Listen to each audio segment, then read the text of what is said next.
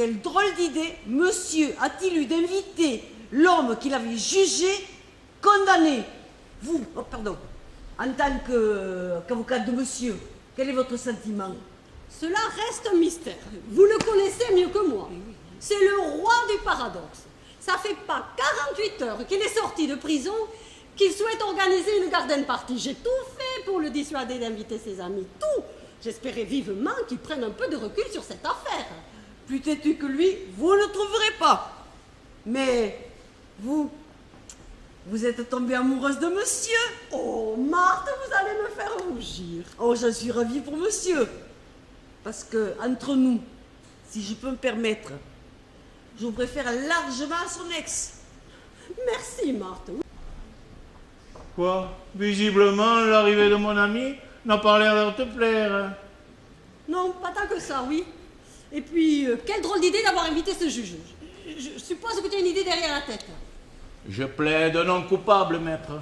Le juge ne fait que son métier. Et cela va te surprendre, mais je n'ai aucune rancune contre lui. Je suis complètement sidérée. Il doit y avoir anguille sous roche. Bon, autant te le dire tout de suite. Dans la série, il fallait pas l'inviter, j'ai aussi convié mon ex. Quoi? Tu m'avais dit qu'elle pouvait pas te voir et que c'était réciproque. Elle a accepté? Je n'ai pas sa réponse, mais ne fais pas la tête. Si tu veux tout savoir, j'ai voulu réunir toutes les personnes présentes le jour de mon arrestation.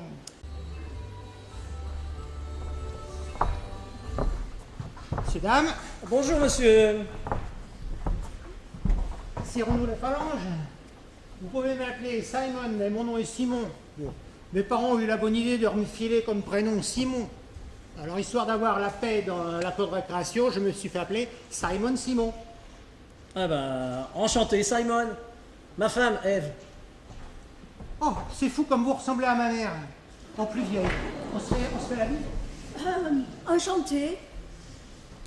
Là, c'est bon. Oh, peur! Encore un qui a rien compris. Arrivé par le parc. C'était pourtant bien pisté, stipulé sur le carton. Entrez! Monsieur le député maire, madame. Bonjour Marthe, quel plaisir de vous revoir, toujours fidèle au poste. Bonjour Marthe, comment allez-vous? Bien. Complètement stressé, mais je vais bien. Bah, comme à votre habitude. C'est-à-dire... Bah, je vous ai toujours connu stressé. Mais il y a de quoi, non? Monsieur est justement soupçonné du vol de ses propres bijoux, abandonné par les siens. Et moi, obligé de faire la popote à tout ce joli monde d'hypocrites, comme si de rien n'était. Eh bien, flûte alors. Si votre mémoire reste intacte, le jardin et le buffet, c'est par là. Boniface, enlève-moi ce maillot ridicule. Tu veux faire honte à ton père ou quoi? Tu sais le prix que je l'ai payé? C'est le cadet de mes soucis. Allez, dégage, dégage, j'ai affaire. Oh, et arrête de rouscailler. Personne ne m'aime dans cette maison. Papa, honte de moi. Jolie maman n'a jamais voulu me prendre dans ses bras. Et la gouvernante me parle comme si j'étais le dernier fada.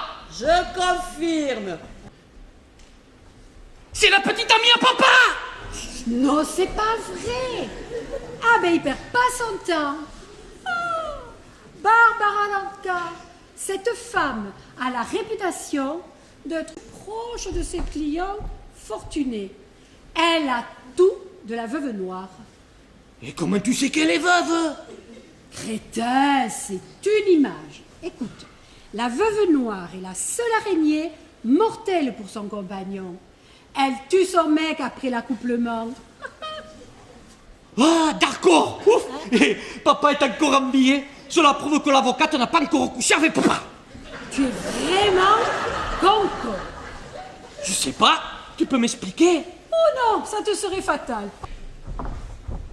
Tu vas me faire le plaisir d'enlever ce maillot ringard et t'habiller correctement. Allez, l'OM! Si tu pouvais éviter aujourd'hui d'être ridicule. Ringard, le maillot de l'OM, celui de ta ville natale. Papa, tu me fais le cœur. Mais quel fada! Écoute, tu ferais mieux de faire attention à toi. écoute les conseils de ton fils. Fais attention si tu croises une araignée. Mais c'est quoi ces conneries?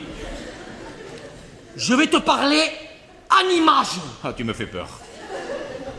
Si une araignée noire veut faire l'amour avec toi, prends la poudre d'escampette. Mais quel con!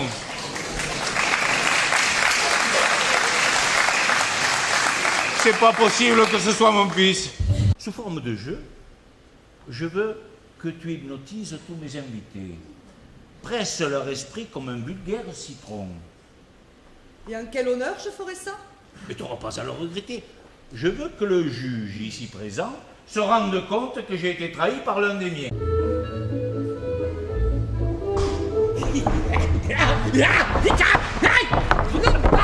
Ça va. Ah non. Je n'irai pas par 4 chemins. J'ai une nature assez franche, alors voilà. Oui.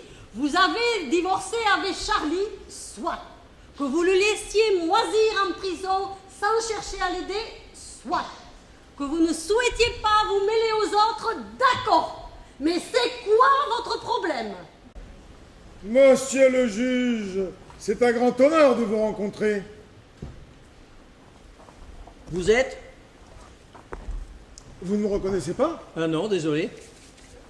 Oh là, ça a l'air de vous affecter. Oh, pas le moins du monde. Enfin, disons que c'est assez rare. Les gens me reconnaissent assez facilement. Je suis Martin Vianney, député maire. Martin Vianney. Ah oui, Martin Vianney. Mais qu'est-ce que tu fais? J'essaie de me mettre en état de transe pour refouler en moi le désir de te flanquer une paire de gifles. Ma femme est devenue complètement folle, elle s'en prend pour un phoque. Je sonde, je sonde, je sonde, je sonde. Je sonde, je sonde, je sonde, je sonde. Complètement azimutée, la sondeuse.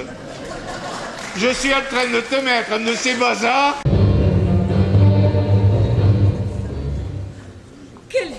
Quel déluge comme il y a 3 ans. Tout cela n'est pas de mon augure. Ça me stresse. Mais ça me stresse. Désolé mes amis. Nous n'avons plus rien à manger. Tout a été dévasté par l'orage. Je vais à la cuisine refaire d'autres toasts compilés. Merci, l'autre. Merci. Les bouteilles sont intactes. Ouf. Merci d'être resté. Charlie est un affreux plaisantin. Je ne partage absolument pas son désir de vouloir trouver le coupable responsable de ses malheurs. Il serait fort étonnant que le voleur se jette dans la gueule du loup. Le ou la coupable? Boniface, c'est toi qui as braqué la bijouterie de ton père? J'aurais bien aimé. Je crois que notre ami Martin est très ému de se retrouver près d'une femme qu'il apprécie beaucoup, comme je vous comprends. Mais qu'est-ce que vous me chantez? Ce que vous voulez, mais je vous préviens, je chante comme une casserole. Bon, Il restait un plateau à la cuisine. vous pouvez le garder, ça la poisonneuse.